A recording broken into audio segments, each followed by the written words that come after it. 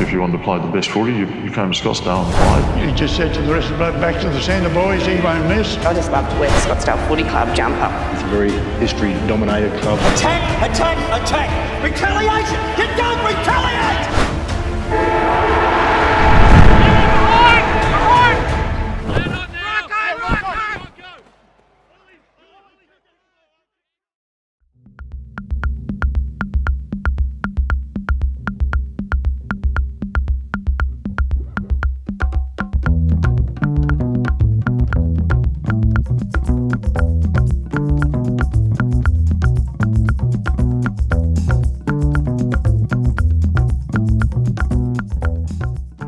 With Andrew Butch-Kruska, 200-odd games with the Scottsdale Footy Club. Talk us through your earliest memories of coming to the football, and how did you get involved? Because obviously your father was a player through the 70s, but retired at a relatively young age, and you're only a little tacker. How did you get involved with the club? I started playing when I was about 10 in the juniors, and played right through, to the under 16s. I stopped playing, I think it was the second year of the under-16s, but as a young guy, I was pretty lucky. I had the great Bob Wilson as the coach, so I was pretty privileged in that way. And and he brought, as you know, he brought so much to this footy club, and he certainly, he set a standard. As a young guy, like, you turned up to the footy game and you had dirty boots, you didn't play. So the locker room out the back where the Nugget was could be busy some morning with the boys out there. So you brought that professionalism to the, absolutely. To the club as well. Yeah. And obviously he's football now as well. And then, I played that. I actually had a stint at in the seniors when I was 15. I played a couple of games. I was lucky enough to play. I can't remember who was coaching. He didn't last long. He got the sack. So. And then Steve Nick took over and they won a premiership. So how did you find that, Butch? You took up footy at 10, and 5 years later you're playing senior football against grown men. How was that? Yeah, it was a little bit daunting, and the very first game I played in the ruck. So that was a bit out of sorts for me, because that's not where I, was used to. Can you remember who you played that day? We played Launceston. I remember pretty well, because I remember I was going okay, and we went for a boundary throw-in, and I got absolutely clobbered by their ruckman. And he's dropped me, and I'm on the ground, and I remember it took a little while for me to pick myself up, and I got up, and I remember I got the free kick, and I remember looking around, and their ruckman to the right's laying on the ground. And I didn't lose the free kick, so obviously the umpire agreed with what happened, and I'm still not sure who did it. I got a bit of an idea. I think it was either probably Mark Coniston or Danny Hall evened up, but I didn't see it happen. So someone was looking after you. Yeah, I got looked after pretty well. So that was a bit of a memory that I always think about, like, going forward. But yeah. You played in a couple of premierships as well. Fair bit of time between them. Over 10 years. What are some of your fond memories of that? Particularly the first one, I guess we might start with, in '89. Yeah, '89. So in '87, I went to Sandy Bay and played for a couple down there where Andy Bennett was coaching, and played in a reserves premiership down there. And then I think it was towards the end of '88, I got approached by Scottsdale if I was interested. They had a job for me, so I come back, and I actually ended up playing a few under 19 games back then at the end of '88. And then '89, one of the senior guys, I think it was Richard Bennett, he got injured, and I got an opportunity to play seniors, and managed to stay there for the year. And that was, I was the youngest guy. There was me and another guy, Brett Hadley, who was an awesome footballer. Stayed in it. You always kind of felt like you were playing for your spot, which I think was a good thing. And I think all players should be like that, think you're playing for your spot. And and we managed to get through to the grand final, and won the grand final. So first year of senior footy, it was pretty awesome to win a grand final. Everything's great. How easy is this almost, wasn't it? We certainly celebrated pretty well afterwards, and then 12 years later, before we won another one. So, but between that, we had some, we lost a few grand finals. We had plenty of opportunities. I got to meet some really good footballers. We had a few, come from the mainland and play, and yeah, just a couple of games we were, I thought probably our best chance. I can't remember what year it was, but we had a couple of crucial injuries. One was in the final. We lost Stuart Blackwell. I think he kicked 100 goals that year, and and we lost another guy just before the finals to a knee injury. Two of our key players, so that made it hard. But yeah, so we certainly had chances in that time, and I think I could be wrong. We only missed finals once. I think from '89, till we won that. So I think that was maybe '99. Not real sure, but the last year of the NTFL, I think it was that we played in it. So before we chat about 2001, who are some of the big influences for you during your footy career? Because it's not only a footy club; it's a township where we've seen many famous names and generations playing. Like who were some of the influences that really helped you in your career? '89. I was lucky to play with probably some of the best players that Scottsdale have ever had. Like, and I'll probably miss them. Like Danny Hall, Steve Nick, Grouter Leftborg, Mark Coniston, Peter Rosendale, Mickey Taylor. And the list goes on. Like, we had the best ruckman in Roosa in the state, I reckon, that year. One of the best full-backs in the state, and Brett Crichton. A lot of people, I reckon, he's a bit underrated as a full-back, but he's probably one of the best, full-backs I've seen play. And then we had that all those legends of Scottsdale playing. So, that's certainly had a big influence on the, as an 18-year-old. And still talked about a lot. Oh, and then absolutely. The last success, obviously, for the club, as it turns out now, as we hit 2022, was 2001 against Georgetown, who then got on the real roll after that. I think winning 8 or 9 in a row. But they jumped you at the start. They had a great first quarter, Georgetown, and one of the best addresses I've heard, Kenny Hall at quarter time, just no panic, but just talk. You don't hear it much anymore, but just the basics of football. Talk about, I guess, firstly, his influence. The playing group obviously got him back, but talk us through his coaching influence in that day. Oh, well, one of the first things that Kenny kind of brought to the club, he made us wear a uniform, which we hadn't worn for a while. And he always had the shirt and tie too, yeah, didn't he? and that was it. If he'd be really down on someone if they didn't rock up in their, slacks and shirt and dress for the occasion. So, he brought that to the club, that professionalism, and then I think that kind of went through the team, and everyone had massive amount of respect for him. Everyone, followed, and when he spoke, they listened. So I think that's probably one of the most important things. If you're sitting in a huddle, everyone was watching. Everyone was taking in, what he had to say. And, he got the best out of all the players that were playing. So, that was the thing I remember the most about it. There's going to be a few people we talked to today who are going to remember something that you were involved with that day. I don't know how much you want to give away, but I'm pretty sure someone else will talk about that. But how important is I guess you having those teammates there? Is that something? Do you keep in close contact with a number of these players still, even 20 years later? We still run into them every now and then. Yeah. Not probably as much. Like I haven't been around the footy club for a little while. This year I'm coming back to help out, and there's if it's not them, it's their children, or that you're kind of catching up. Like Rodney Hill, I played football with, and Grouter Leftborg, I played in '89 with their dad, and then played with their sons in 2001. So. What's brought you? So you mentioned about you coming back in playing a role this year. What's brought you back to the club?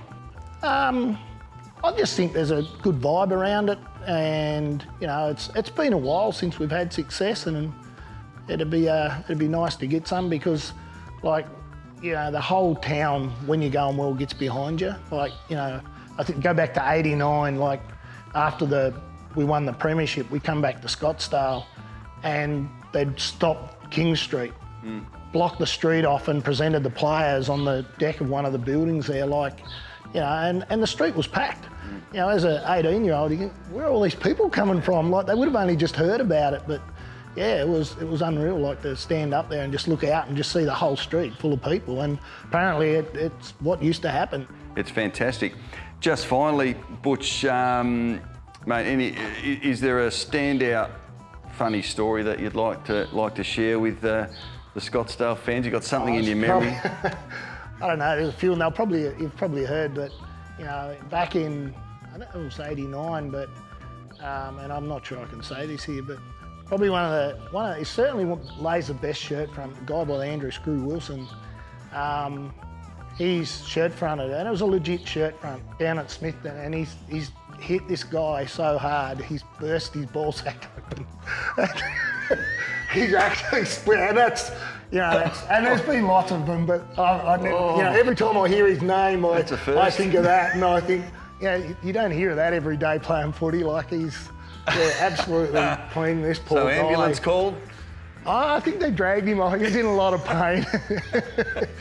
Wow. That was. So it was a legit shirt front. Absolutely. So no report. No. It was. He had this knack. There's probably only it is a skill like Martz, Darren Martello. He had the knack of just being able to legitimately lay the perfect shirt front, and there's a couple others. There's an art to it, isn't there? There is, and size doesn't matter because he's not he wasn't a big guy, but this guy thought he was probably a steam train. So.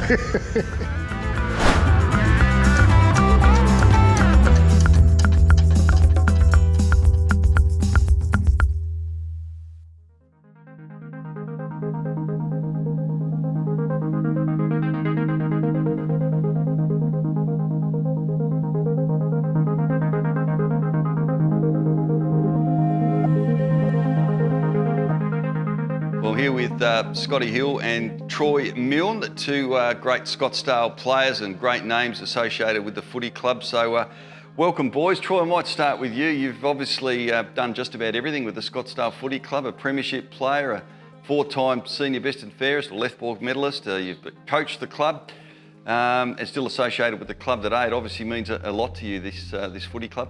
Yeah, absolutely. I think I come here in 1991, played a year in the under-19s when I was, 16, and after that, just played some reserves and senior football, so it's been a big part of my life, no doubt about that. And still a part of your life now, you're still involved with the footy club. When you look back, say from 2001, the last senior premiership the club had, to today, is there some optimism? It seems to be that there's a bit more optimism around the town with how the club's looking on field. Yeah, we're faring up pretty well. We picked some recruits up, which is good. We'll be a pretty young team, but in the next year or two we'll keep everyone and recruit a couple more.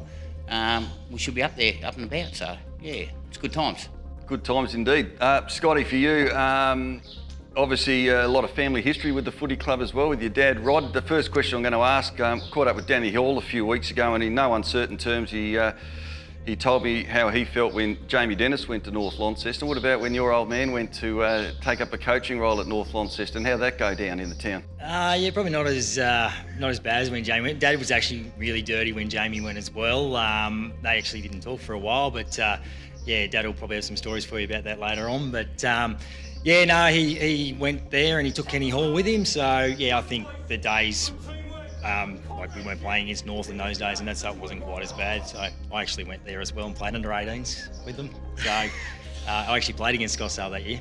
How'd that go? It was interesting. It was probably one of the moves I wish I'd probably stayed at Scottsdale. Right. Especially after then. Yes.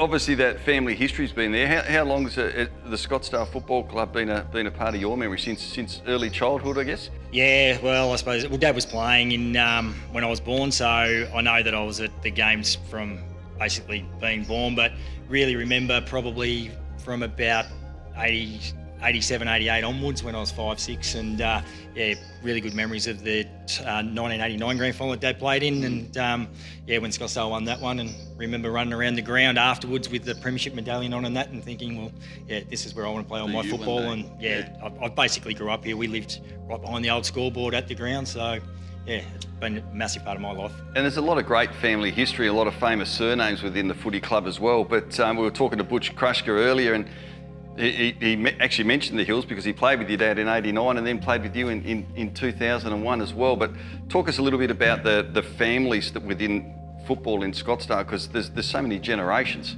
Oh, there is, and it's amazing to look back at like watching the generations of like Crowder and Danny and Steve Nichols and all those guys, and then I've basically Dad played with all those guys, and then I've actually played with their sons as well, and played in the premiership. Bob Wilson, Adam Wilson played in the premiership with Adam. It's just been unbelievable the amount of families and the amount of games that the families have played going through this club.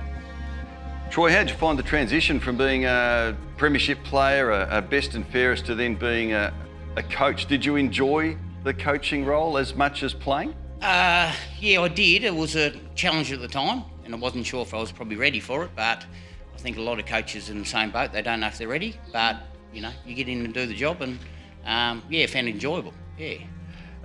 And the club itself for you, during that era of your coaching, you got a couple of grand finals? Yeah, we made the grand final 2003 and 2004.